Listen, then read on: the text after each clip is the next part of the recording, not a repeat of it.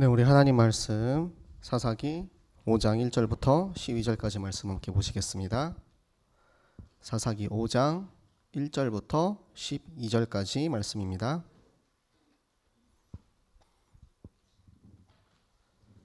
사사기 5장 1절부터 12절까지 말씀 우리 한 목소리로 함께 읽도록 하겠습니다. 이 날에 드보라와 아비노함의 아들 바락이 노래하여 이르되 이스라엘의 영솔자들이 영솔하였고 백성이 즐거이 헌신하였으니 여호와를 찬송하라. 너희 왕들아 들으라. 통치자들아 귀를 기울이라. 나 곧 내가 여호와를 노래할 것이요 이스라엘의 하나님 여호와를 찬송하리로다. 여호와여, 주께서 세일에서부터 나오시고 에돔 들에서부터 진행하실 때 땅이 진동하고 하늘이 물을 내리고 구름도 물을 내렸나이다. 산들이 여호와 앞에서 진동하니 저 신의 산도 이스라엘의 하나님 여호와 앞에서 진동하였도다. 아낫의 아들 삼갈의 날에 또는 야엘의 날에는 대로가 비었고 길의 행인들은 오솔길로 다녔도다. 이스라엘에는 마을 사람들이 그쳤으니 나 드보라가 일어나 이스라엘의 어머니가 되기까지 그쳤도다. 무리가 새 신들을 택하였으므로 그때 전쟁이 성문에 이르렀으나 이스라엘의 4만 명 중에 방패와 창이 보였던가. 내 마음이 이스라엘의 방백을 사모함은 그들이 백성 중에서 즐거이 헌신하였음이니 여호와를 찬송하라. 흰 나귀를 탄 자들, 양탄 자에 앉은 자들, 길에 행하는 자들아 전파할지어다. 활 쏘는 자들의 소리로부터 멀리 떨어진 물 깃는 곳에서도 여호와의 공의로우신 일을 전하라. 이스라엘에서 마을 사람들을 위한 의로우신 일을 노래하라. 그때 여호와의 백성이 성문에 내려갔도다. 깰지어다 깰지어다 드보라여 깰지어다 깰지어다 너는 노래할지어다 일어날지어다. 바락이여 아비노함의 아들이여 내가 사로잡은 자를 끌고 갈지어다. 아멘. 네, 하나님께서 이번 주 우리에게 주시는 강단의 말씀, 이스라엘의 구원자 여호와를 찬양하라. 이스라엘은 나죠. 바로 나를 구원하신 그 구원하신 하나님께 그 구원의 은혜에 감사해서 그 감사한 그 마음을 하나님 앞에 표현하는 것이 바로 찬양입니다. 나를 구원하신 하나님, 사단에게 속아서 죄를 짓고 하나님을 떠났던 나를 구원하신 그 여호와를, 나를 위해서 이 땅에 오신 그 예수 그리스도의 은혜와 사랑에, 그 구원의 은혜에 너무나도 감사해서 찬양하지 않고는, 표현하지 않고는 견딜 수 없는 그 마음, 그것이 바로 우리의 삶에 나타나는 자연스러운 찬양인 것입니다. 노래하는 것만이 찬양이 아니고요, 우리가 이 감사를 표현하는 몸 찬양도 찬양이잖아요. 우리가 기도하는 것도 찬양이고, 우리의 모든 삶의 현장에서 내가 말씀을 가지고 내 안에 계시는 예수 그리스도의 그 생명 가지고 내가 살아가고 있는 그 현장에 있는 모든 행동 하나하나가 모두 찬송인 줄로 믿습니다. 그래서 나는 어떻게 찬송하고 있는가, 그것들을 생각하셨으면 좋겠어요. 나는 지금 이 감사를, 이 구원의 감격을 어떻게 찬양하고 있는가. 가장 보편적으로는 우리가 예배 시간에 찬송을 하고 또 인터넷으로 찬송을 듣고 찬송을 들으면서 또 하나님께 찬송을 하고 하는 그런 경우가 제일 많겠죠. 그리고 또는 누군가는 말씀을 읽으면서, 오늘의 말씀을 읽으면서 하나님을 생각하고 나를 구원하신 하나님의 은혜가 이곳에 있구나, 그 은혜에 감사해서 내가 또 말씀 붙잡고 현장에 나아가서 만나는 이들에게 내가 만난 하나님, 내가 만난 그리스도를 전도하는 그 일에 하나님 앞에 찬양하는 일로 쓰임을 받고 계실 겁니다. 그래서 우리의 모든 삶은 1년 365일, 우리의 모든 24시 삶이 곧 찬송입니다. 내가 곧 찬송인 삶, 그것이 바로 하나님과 항상 동행하는 24시 전도자의 삶인 줄로 믿습니다. 네, 하나님께서 그래서 우리에게 우리보다 항상 앞서서 싸우신다고 하십니다. 우리보다 앞서서 싸우시는 여호와를 우리는 당연히 찬양할 수밖에 없는 거예요. 내 힘으로는 도저히 할 수 없고 내 능력으로는 할 수 없지만 오직 하나님의 은혜로 나를 대신해서 싸우시고 나보다 앞서 싸우셔서 우리가 절대 이길 수 없는 세상, 철병거와 싸우시고 그 모든 철병거를 무력화시키는 것, 그것이 바로 내 앞에 앞서서 싸우시는 여호와입니다. 그래서 오늘 우리가 읽은 성경의 본문에 보면은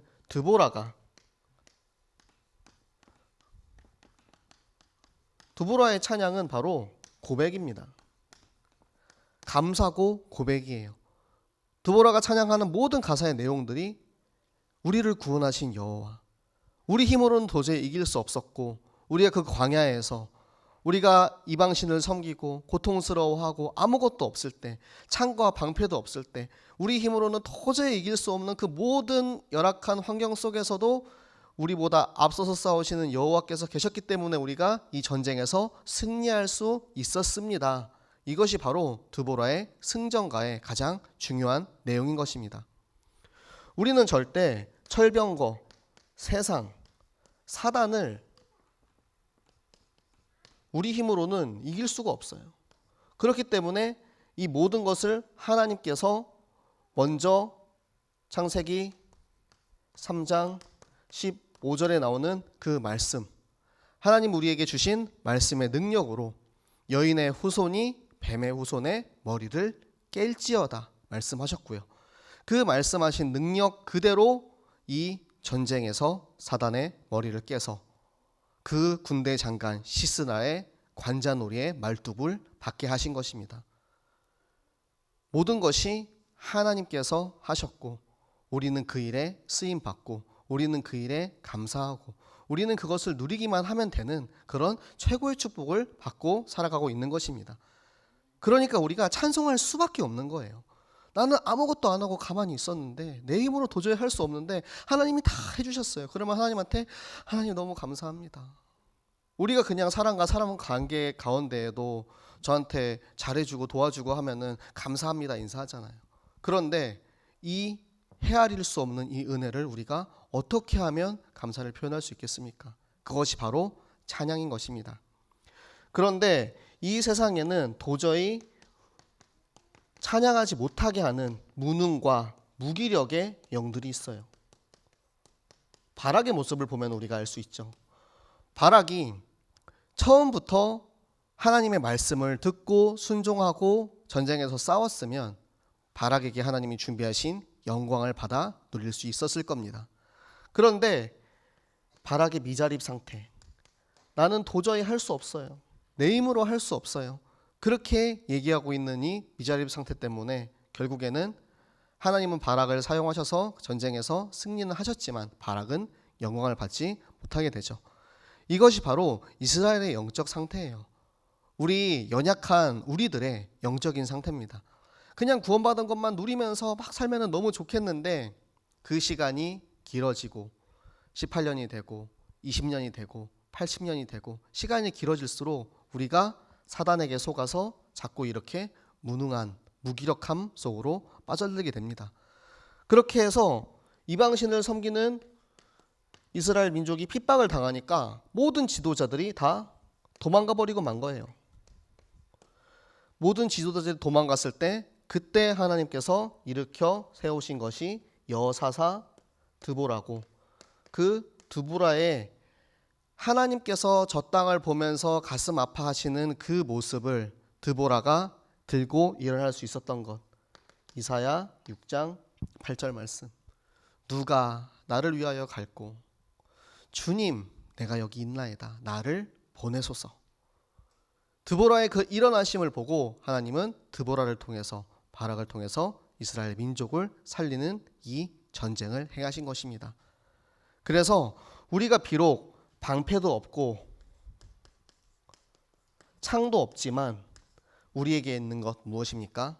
하나님의 말씀의 검, 좌우에 날선 그 검이 있기 때문에 내가 가지고 있는 나의 기능과 나의 능력이 이 삼갈의 막대기 같은 그 기능이 비록 힘도 없고 부족할지라도 하나님의 말씀을 가지고 있다면 하나님께서는 결국 그것을 통해서 우리에게 앞서 싸우시는 여호와께서 분명히 승리하게 하실 줄로 믿습니다.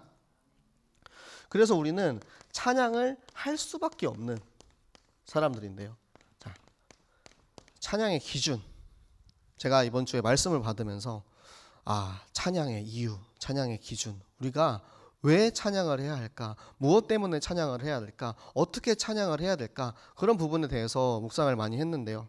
결국에는 하나님이 말씀하신 그대로, 하나님께서는 말씀으로 이 세상을 창조하셨잖아요. 우리를 만드실 때 하나님께서 말씀으로 우리 인간을 만드실 때 우리를 하나님을 찬양하기 위한 용도로 우리를 만드셨대요. 우리를 만드신 이유 자체가 찬양을 위해서 만드신 거예요. 그렇기 때문에 우리는 하나님이 나를 만드신 그 이유 그대로 하나님을 찬송하는 일에 쓰임을 받는 거고요. 우리가 찬양을 해야 하는 대상이 무엇입니까? 우리에게 생명을 주신 예수 그리스도를 우리가 찬양하는 거예요. 예수님께서 예루살렘 성에 입성을 하실 때 종려나무 가지를 흔들면서 성에 들어오십니다. 나귀를 타고 성에 들어오실 때 호산나 찬송하리로다 다윗의 자손이요.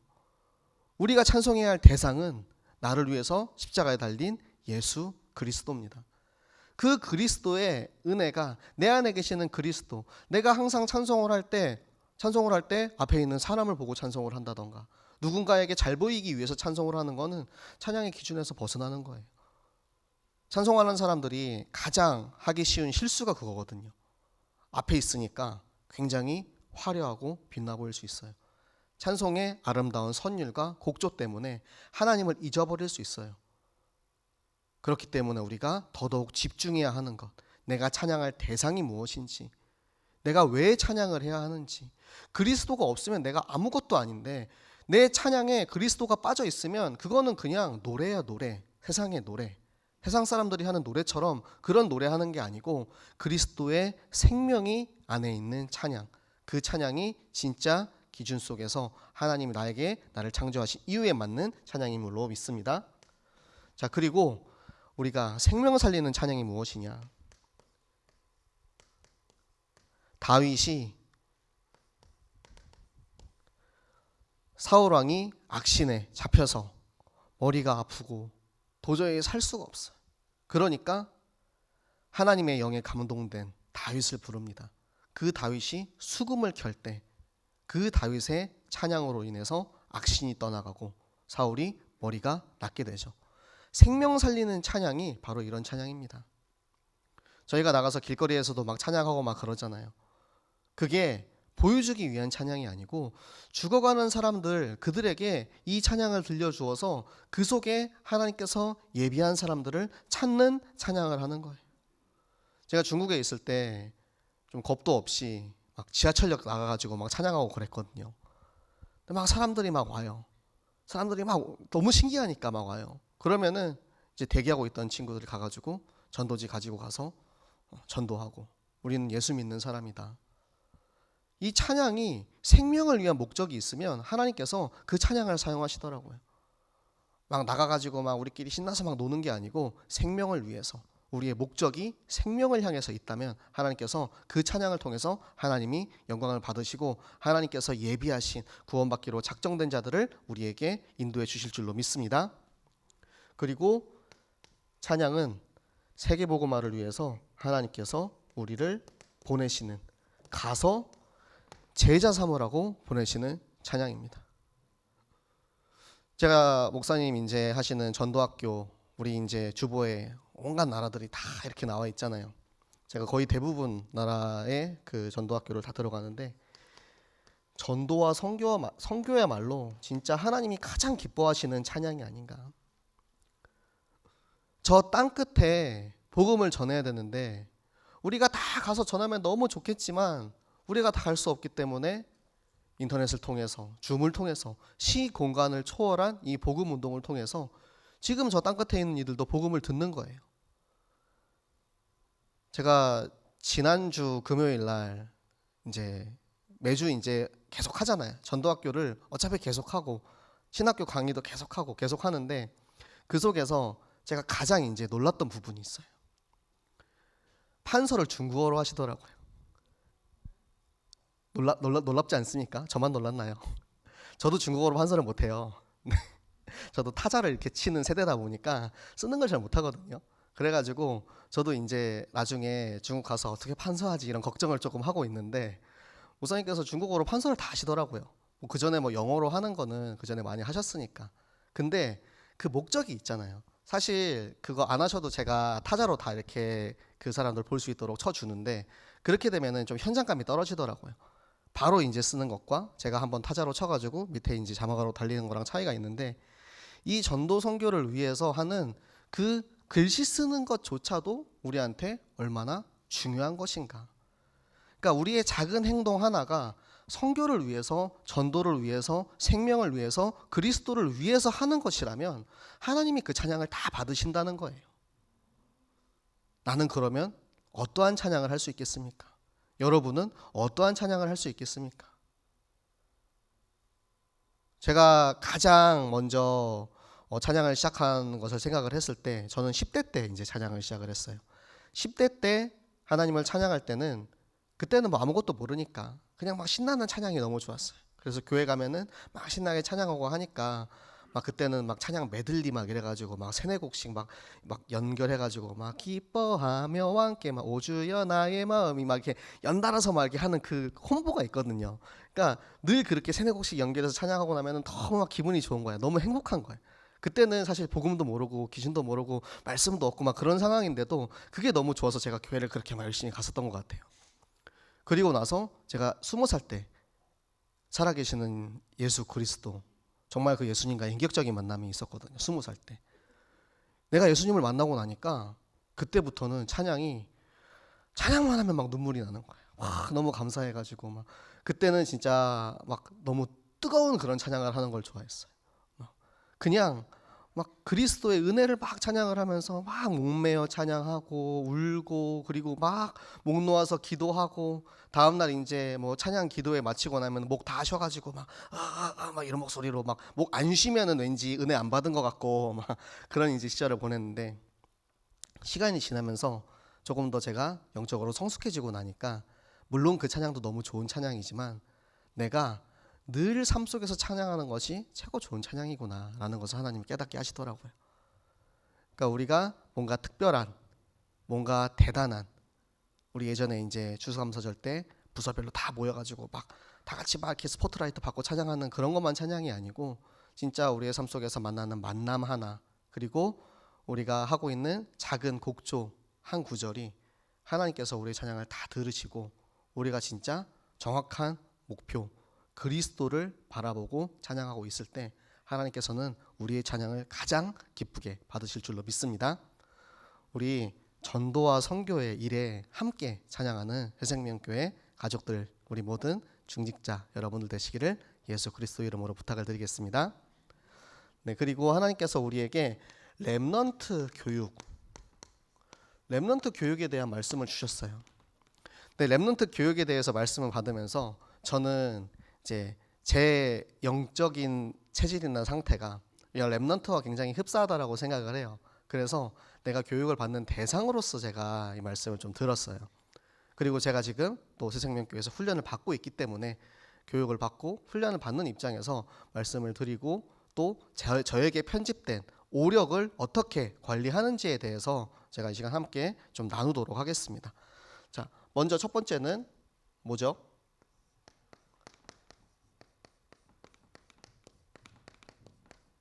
지혜죠. 자, 지혜에 대해서 어떻게 우리가 이제 알아야 되냐? 우리가 이제 먼저는 이제 정보, 역사 이런 거에 대해서 이야기를 했는데, 자, 역사는 제가 오늘도 이제 NRSS 히스토리 역사 수업을 하고 왔어요. 근데 히스토리에서 그치면 안 돼요. 히스토리는 그의 이야기잖아요. 하나님의 이야기잖아요. 이게 마이 스토리가 돼야 됩니다. 나의 이야기가 되는 거예요. 제가 이번 주에 이사야를 했거든요. 이사야를 했는데 지난주에 요나 수업할 때는 온유가 수업을 너무 잘 듣더라고요. 왜? 요나에 대해서 잘 알거든. 자기도 많은 이야기를 들어봤고 만화도 많이 봤고. 근데 여러분 이사야에 대해서 나와 있는 만화 보신 적 있나요? 네. 이사야에 대해서는 그런 시청각 자료가 별로 없어요. 그래서 어쩔 수 없이 말씀 중심으로 제가 수업을 했습니다. 그러니까 너무 지겨워하는 거예요. 근데 말씀을 이제 같이 읽다 보니까 이사야 6장에 나와 있는 그 말씀들이 이게 진짜 나에게 하는 말씀이구나. 이게 온유 너에게 하는 말씀이다. 그 히스토리로서 존재하는 그 역사가 하나님의 이야기뿐만 아니라 그 역사가 바로 이제 나의 것이다 라는 것이 됐을 때 비로소 하나님이 우리에게 주신 이 역사가 우리의 삶에 성취되는 그런 시간이 되는 것이고요. 그리고 우리가 이제 혁신에 대해서 말씀을 하셨잖아요. 그러니까 혁신에 대해서 제가 솔직하게 말씀드리면 저는 혁신이라는 단어가 딱 들었을 때 가장 먼저 떠오르는 거는 아이폰이에요. 아마 저 나이 세대 사람들은 대부분 이제 혁신의 아이콘이라고 하면은 스티브 잡스를 떠올릴 겁니다. 혁신, 아이폰, 스티브 잡스. 지금은 아무나 그냥 시리야 이런 거 다 하고 있죠. 제가 시리를 부르면 시리가 나와가지고 네 부르셨습니까? 엄지한테 전화해. 제가 제일 많이 하는 게 그거거든요. 시리 부르면. 근데 그게 처음 나왔을 때는 아무도 그게 가능할 거라고 생각을 못했어요. 처음에 시리를 불렀을 때 음성 인식률이 정말 엉망진창이었거든요. 특히 한국어라는 언어가 음성 인식이 너무 안 되는 거예요. 영어랑 중국어는 인식을 잘하는데 한국어를 못해서 이건 망한 거다. 이건 안 된다. 그런데 지금 너무나도 잘 쓰고 있죠. 혁신이 뭐냐면 틀을 깨는 것입니다. 근데 우리가 지금 여기서 말하는 그냥 혁신이 아니고 우리는 이제 성경적 혁신을 바라봐야죠. 성경적 혁신이 바라봐야 할 지향해야 할 점이 무엇이냐? 바로 세상의 틀을 깨는 것입니다. 우리는 하나님의 자녀고 하나님의 말씀을 가진 하나님의 능력을 가진 하나님의 자녀이기 때문에 세상 사람들이 볼 때 그거 안 돼, 그거 무리야, 그거 할 수 없어 라는 그런 것들에 대해서 그래 그거 할 수 없지 라고 넘어가는 게 아니고 이것은 하나님의 말씀과 지금 내 안에 역사하시는 보좌의 능력이 있다면 모든 것이 가능하다라는 그런 말씀의 능력을 가지고 가는 것, 그것이 바로 성경적 혁신인 것입니다. 제가 랩런트들이랑 이야기를 해보면 사실 제일 답답한 게 뭐냐면 우리가 사고력이라고 얘기를 하잖아요. 생각이 없어요. 좀 미안합니다. 우리 랩런트 부모님들도 계신데 랩런트들은 이 자리에 없으니까. 목사님이 정반합 얘기를 하셨어요. 정반합을 하고 싶은데 정도 없어. 정이 없는데 어떻게 거기서 반을 합니까? 그냥 특별한 그냥 생각이 없이 생각이 없다. 왜? 그냥 생각이 없으니까. 그러고 있는 거예요. 그렇기 때문에 우리가 랩런트 교육을 할 때 어떻게 해야 될까? 내가 랩런트라면 어떻게 해야 될까? 라는 그런 부분에서 먼저는 처음에 이 생각에 대해서, 사고에 대해서 우리는 성경을 읽으면서 어떻게 생각을 해야 되고, 내가 살고 있는 세상에 대해서 어떻게 생각을 해야 되고, 내가 있는 현장에 대해서 어떻게 생각을 해야 되고, 네가 지금 보고 있는 유튜브나 웹툰이나 뭐 소설이나 그런 것들에 대해서 어떠한 사고방식을 가지고 어떠한 세계관을 가지고 보고 있는지에 대해서부터 아주 사소한 것에서부터 이제 대화를 시작하시면 좋을 것 같아요. 저는 다락방을 가서 포럼을 하면 이제 먼저 아이들이랑 대화를 시작을 하거든요. 뭐 한 주간 어떻게 살았니? 오늘은 뭐 했어? 밥 먹었어? 학교 갔어? 친구 만났어? 뭐 오늘은 뭐 게임 뭐 했어? 유튜브 뭐 봤어? 하나씩 이제 끌어내는 거예요. 그러면서 그 아이들의 이제 사고의 범위를 조금씩 넓혀가는 거죠.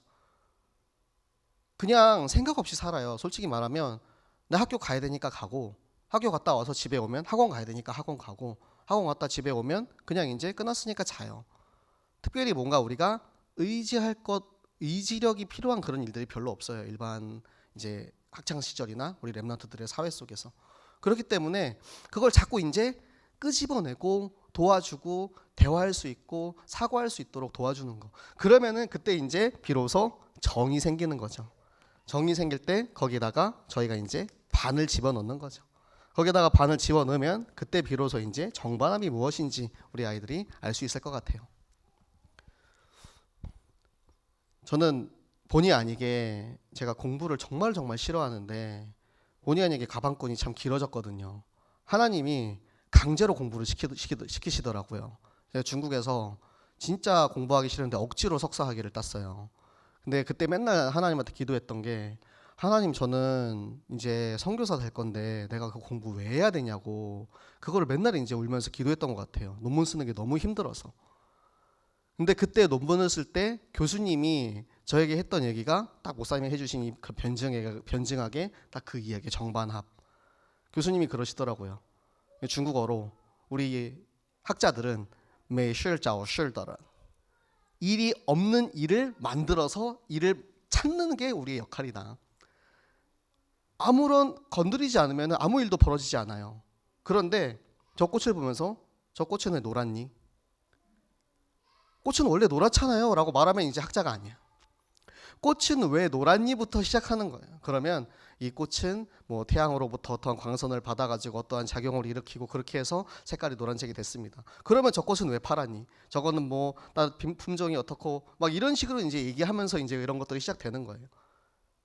많이 어렵겠죠. 저희 랩런트들이랑 예전에 이런 토론 수업을 시도해 봤는데 그때는 안 되더라고요.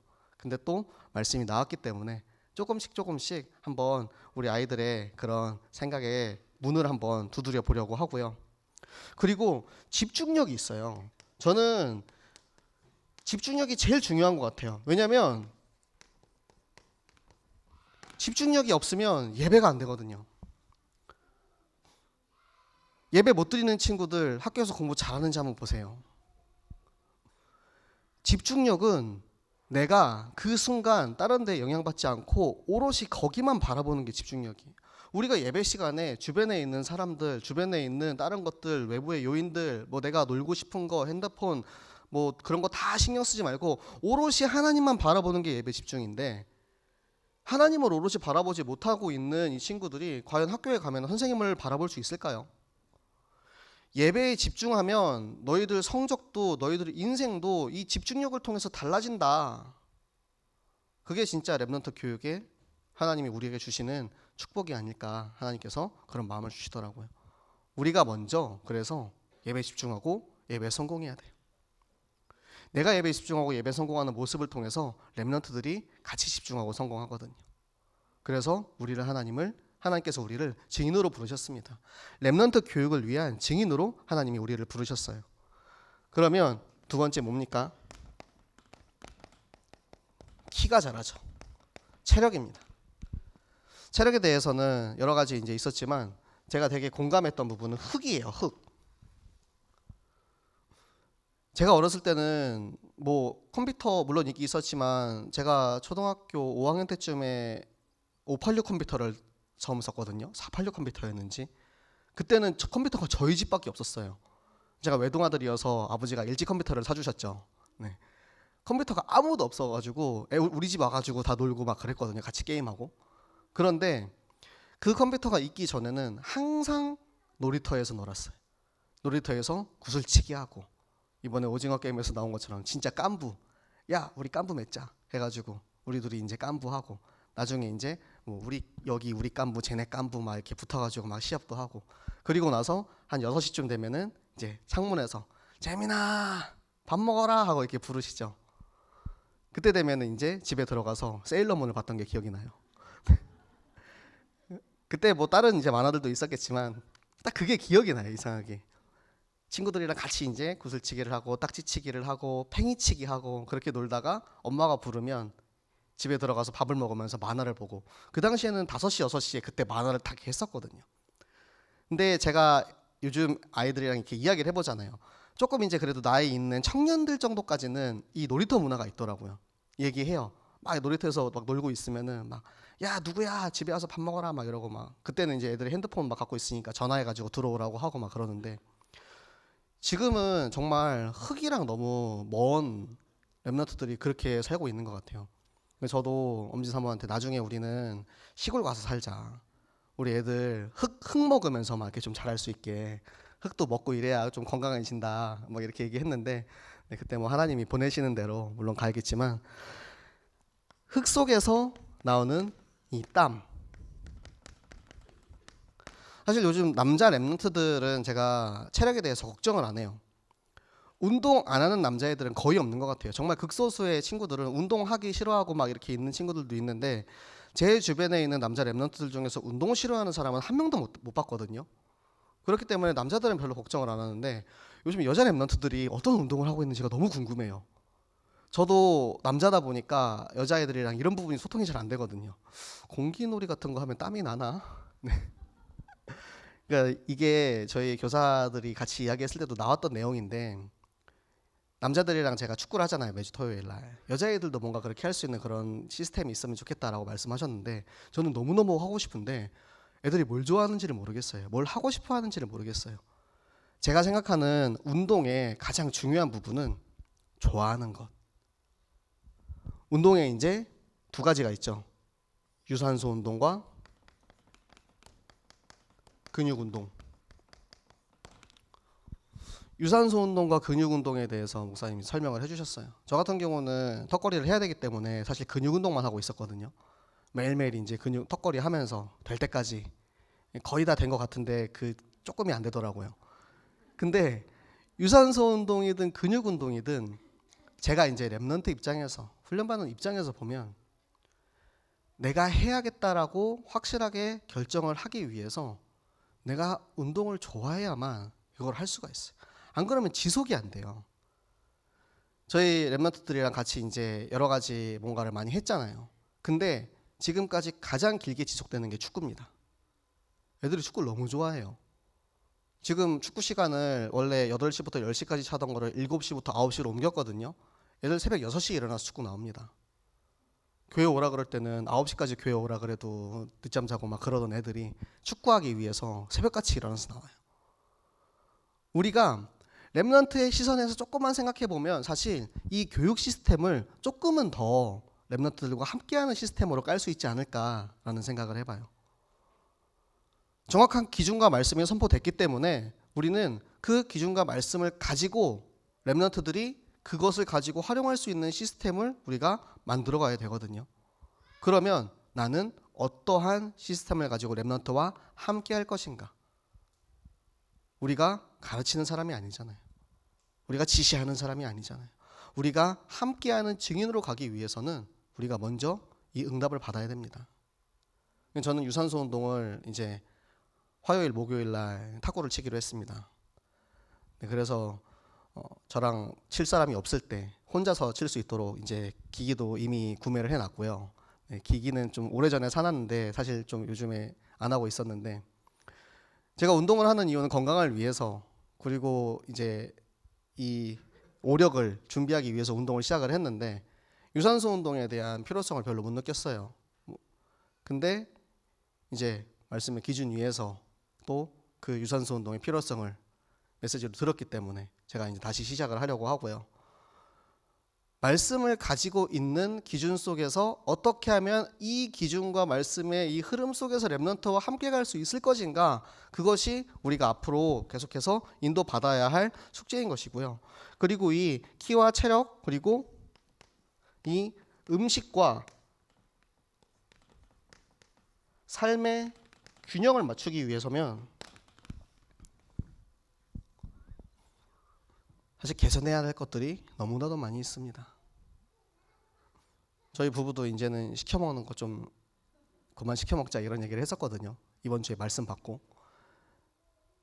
그래 우리가 그동안 너무 이제 가공식품을 많이 먹었다. 이제는 직접 해 먹자. 이제 그만 시켜 먹자. 그리고 저희 이제 찬양팀 친구들한테도 야 이제 치킨 금지야. 너무 이제 좌절을 한 달에 한 번만 먹자. 그렇게 하고 있는데 네. 우리가 진짜 건강을 위해서 균형을 위해서 해야 되는 것들이 너무나도 많이 있어요. 사실은 저는 삶의 균형이 되게 많이 무너져 있는 상태거든요. 저 같은 경우는 좀 뭐 논문을 쓸 때도 그렇고 공부할 때도 그렇고 밤에 좀 많이 하는 편이라서 오늘도 이제 밤을 새고 아침에 이제 자고 이렇게 오늘 이 메시지를 준비를 하는데 보통은 밤에 홀로 좀 하나님께 집중할 수 있는 그런 시간이 되게 좋더라고요. 저는 딱 그 시간에 이상하게 12시 전에는 집중이 안 되는 거 있죠. 딱 12시가 지나고 나서 조용하게 우리 사모님 잠들고 나면 이제 혼자서 책상에 앉아서 혹은 뭐 조용하게 혼자 있을 수 있는 공간으로 가가지고 내 이제 집중을 하는 거예요. 하나님과 나와의 그런 은밀한 시간을 갖는 거죠. 저는 사실 그 시간이 너무 행복하거든요. 그 시간이 너무 좋고, 그래서 막 그러다가 막 밤을 샐 때도 막 많고, 특히 이제 주일 메시지를 준비하기 위해서 뭐 금요일 날부터 그렇게 밤을 보통 많이 새요. 금요일 날 밤새 준비하고 한두 시간 자고 축구하고 뭐 이렇게 많이 하는데, 지금 저도 좀 응답받아야 되는 그런 부분인 것 같습니다. 왜냐면 제가 못하고 있기 때문에 이렇게 하세요라고 여러분들에게 말씀 못 드리겠어요. 근데 삶의 균형을 위해서 우리가 음식과 삶 그리고 우리의 건강, 몸을 위해서 어떻게 하면은 하나님이 우리에게 주신 고린도후서 3장 16절, 우리가 진짜 하나님의 성전으로서 어떻게 인도를 받아야 하는지, 내가 먼저 성공하고 증인되어서 우리 렘넌트들이랑 같이 인도받으시기를 바랍니다. 네, 그리고 너무 당연하고 너무 필요하고 모든 것의 기준이 되고 기본이 되는 것이 영역이에요. 이거는 우리가 따로 특별히 뭘 어떻게 해라 저렇게 해라라고 할 것이 없이 그냥 날마다 매주 강단의 말씀 그리고 5 기준 위에 서 있는 것, 우리가 너무 당연하게 해야 되는데 잘 못하고 있는 그런 부분도 많이 있죠. 날마다 성경 읽기를 해야 되는데 날마다 읽지 못할 때가 많이 있습니다. 성경 읽기가 찬양이라고 하셨고 주보쓰기도 찬양인데 주보쓰기를 숙제로 할 때도 많이 있잖아요. 이번 주 주보 안 썼나? 급하게 막 쓰고. 그게 아니고 주보 쓰면서 하나님의 말씀을 읽으면서 그것이 나의 찬양이 되고, 오늘의 성경 말씀, 저는 새벽 기도를 하고 보통 이제 성경 말씀을 읽는데 오늘은 밤을 새 가지고 새벽 기도를 못 했어요. 그래서 오늘의 말씀 못 읽었거든요. 어제는 읽었는데 내가 오늘의 말씀을 읽으면서 그래.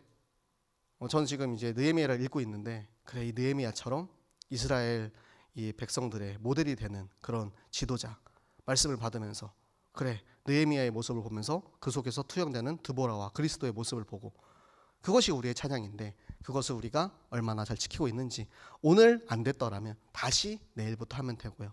내일이 힘들면 이번 주 강단의 말씀을 가지고 또 하루하루 그렇게 날마다 우리가 갱신해 가는 우리 모든 성도님들 되시기 바랍니다.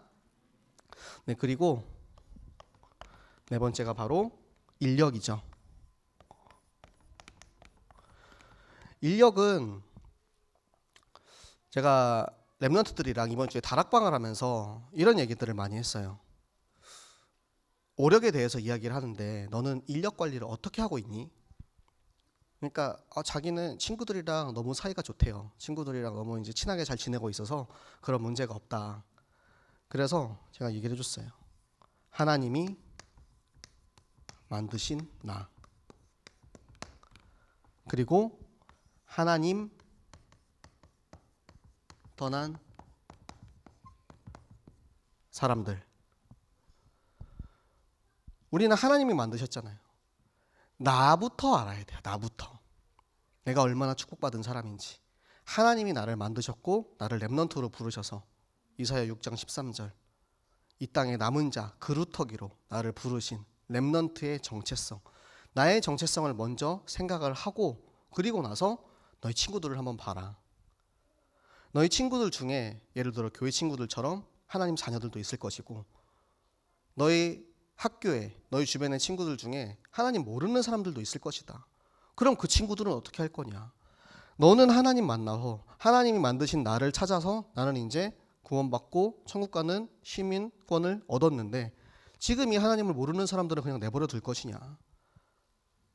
하나님이 너에게 주신 인력의 축복을 무엇인지, 너가 왜 친구들이랑 친하게 지낼 수 있는지 그걸 한번 잘 생각해 보라고. 하나님이 나에게 주신 인력의 축복을 통해서 내가 받은 이 생명을 내 주변의 친한 친구들, 이웃들, 가족들에게 전달하는 것, 그것이 바로 우리가 인력을 통해서 하나님이 우리를 축복하시는 찬양의 응답인 줄로 믿습니다. 네, 그리고 마지막으로 경제력인데요.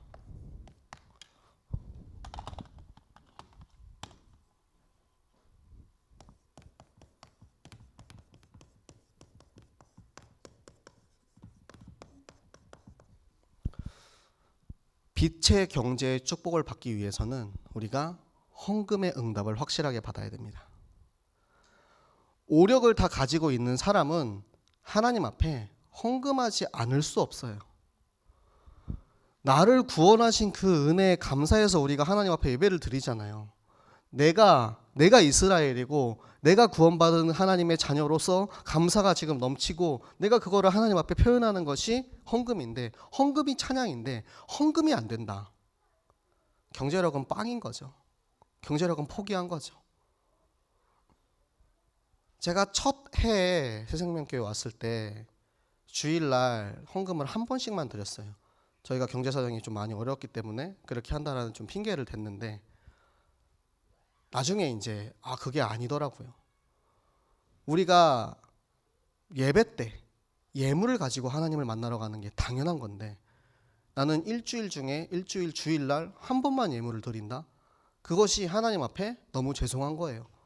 그래서 저희 부부가 모든 예배, 1부 예배, 중고등부 예배, 2부 예배, 대학부 예배, 3부 예배, 그리고 월요일날 월요 전도학교, 또 주중에 하는 구역 예배, 모든 예배의 예물을 다 계산하고 챙기기 시작했어요. 그러니까 주일 헌금하고 건축 헌금, 성교 헌금, 그리고 감사 헌금, 성교원 헌금 이렇게 하다 보니까 11조 하고 하니까 진짜 돈이 없더라고요. 그리고 이제 제가 좀 욕심이 있어가지고 아이폰을 쓰니까 통신비로 돈이 많이 나가거든요. 그래가지고 한 달 생활비가 진짜 얼마 안 되는데, 정말로 신기하게 하나님이 한 번도 부족하지 않게 늘 채워주셨어요. 첫 해에 와서 11조를 내고 그 두 번째 해에는 11조가 첫 해에 2배가 나왔습니다. 연말에. 그 다음에는 거기에 2배를 또 하나님 축복을 해주시고, 제가 막 돈을 많이 쓰고 헌금 많이 한다고 자랑하는 게 아니에요. 제가 내는 헌금의 액수는 아마 여러분이 하시는 거에 비해서 훨씬 적겠죠. 그런데 하나님 마음을 받으시거든요. 그래서 우리 랩런트들의 헌금관이 너무나도 중요한 거예요. 중고등부에서 선교 헌금을 합니다. 우리가 파송한 선교사님, 김종욱 선교사님을 위해서 선교 헌금하자. 그리고 우리 주천명 선교사님, 우리 선교사님들 위해서 선교하자, 헌금하자. 많이 안 해도 돼. 500원, 1000원도 괜찮아. 근데 지속하고 있는 친구들 몇 명 없어요. 그런데 지속하고 있는 친구들은 보여요. 저 친구들이 경제의 축복을 받고 있는 게 눈에 보여요. 진짜 하나님 앞에 헌금을 제대로 된 헌금을 하면 하나님이 빛의 경제의 축복을 다 주신단 말이에요. 11조 안 떼먹고 하나님 앞에 헌금만 안 떼먹어도, 우리가 해야 되는 가장 기본적인 것만 해도 우리 랩런트들이 진짜 얼마나 큰 축복을 받을지. 지금 우리가 1000원, 2000원 헌금 못하는 친구들은 나중에 100만원, 200만원 헌금해야 될 때 그거 할 수 있겠습니까? 하나님이 우리한테 1억 헌금할 수 있는 사람한테 10억을 주시지 100억 헌금할 수 있는 사람한테 1000억을 주시는 거 아닙니까? 그 그릇이 될 때, 그 11조의 그릇이 될 때 하나님이 우리를 그렇게 만들어 주신단 말이에요. 우리 랩런트들 교육할 때 저도 그래서 계속 랩런트들한테 헌금하라고 얘기해요. 그 헌금 해가지고 저한테 돈 더 들어오나요? 전혀 상관없거든요. 헌금 많이 들어온다고 해서 저랑 전혀 상관없어요. 그 랩런트들은 헌금해봤자 얼마나 많이 하겠습니까? 근데 네가 축복 받으라고. 헌금은 하나님이 너를 축복하기 위해서 하나님이 너한테 내라고 하시는 거다. 하나님이 거지 아니야. 하나님 돈 필요해서 달라는 거 아니야. 너한테 너무 축복을 해주고 싶은데 네가 마땅히 드려야 할 헌금을 드릴 때 하나님이 예비하신 축복을 너희에게 주시는 것이다. 이 오력을 이번에 이제 다시 또 묵상하면서 하나님이 저를 얼마나 사랑하시는지를 다시 한번 저는 확인했습니다. 비록 지금도 부족하고 앞으로도 더 많이 훈련받고 해야 되지만, 하나님이 나를 이렇게 처음부터 그 과정을 지나서 지금까지 목사 안수 받기까지 나를 인도해 오셨구나. 그것이 너무 감사한 거예요. 나를 얼마나 사랑하시는지 깨닫고, 그리고 그 깨달은 그 은혜에 감사해서 또 찬양하고, 그게 우리가 하나님 앞에서 누릴 수 있는 최고의 순환이 되는 축복인 줄로 믿습니다. 우리 모든 새생명교회, 우리 모든 중직자, 랩런트, 모든 성도들이 정말 이 고백이, 이 드보라의 고백이 나의 고백이 되시기 바랍니다. 나는 어떻게 찬양을 할까? 나는 어떻게 감사를 표현할까? 나는 어떻게 렘넌트를 교육하고 렘넌트들의 증인이 될까? 우리가 계속해서 생각하고 묵상하고 말씀을 통해서 찾고 말씀의 기준 위에 서 있으면 하나님께서 예비하신 축복을 반드시 줄 줄로 확신합니다. 네, 우리 함께 기도하도록 하겠습니다. 이 시간 기도하실 때 먼저 나의 찬양을 하나님 찾게 하여 주시옵소서. 이 드보라의 찬양을 통해서 드보라가 계속해서 얘기하는 것이 무엇입니까? 깨어나라고, 일어나라고 계속해서 얘기하고 있지 않습니까? 혹시라도 나의 영적인 상태가 잠들어 있다면, 깨어나지 못했다면 하나님 이 시간 내가 진짜 하나님 앞에 늘 깨어서 찬양하고 기도하게 하여 주시옵소서. 이번 주 우리에게 주시는 강단의 말씀이 나의 현장에 날마다 성취돼서 내가 사는 모든 삶이 찬양이 되게 하시고, 그래서 우리 렘넌트들의 좋은 모델이 되어서 렘넌트들이 앞으로 자라는 우리 렘넌트들을 통해서 해생명교회 미래가 전 세계 모든 나라 모든 열방의 미래를 책임져 주시옵소서. 우리 시간 함께 기도하도록 하겠습니다. 살아계신